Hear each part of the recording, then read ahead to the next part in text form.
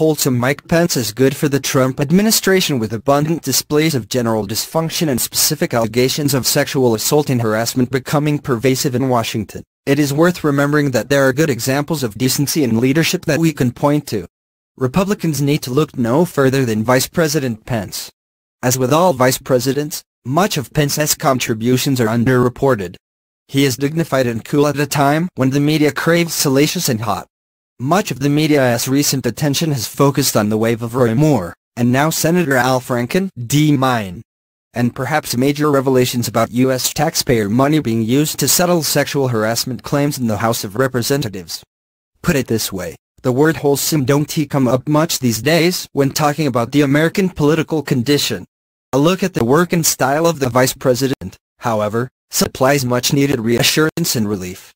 Despite all the noise, Pence has successfully stuck to the message that Republicans are working on issues that matter. Specifically, tax reform, which passed the House yesterday, and health care and infrastructure, which he reminds us are still alive. Most recently at the Republican Governors Association annual conference, Pence's reassuring presentation gave attendees hope that Washington might not be spiraling out of control. While he was in Texas, Pence was able to hold forth with authority on everything from hurricane relief in Puerto Rico and in the mainland, to a detailed discussion about tax policy and the president's visit to Asia. Pence and his office have been thought of as the pod of normalcy in an otherwise chaotic White House. Pence is confident in his role.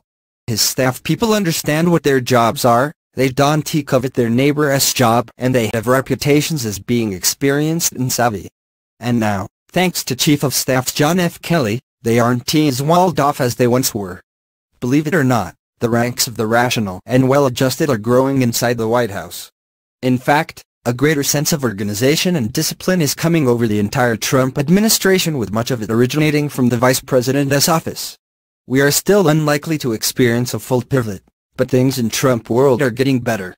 While the likes of Kelly, Secretary of Defense Jim Mattis, National Security Advisor H.R. McMaster, and a few others are considered guardians of the galaxy who act as guardrails that could keep the administration from plunging into a disastrous calamity, Pence is able to play some offense on the White House's behalf.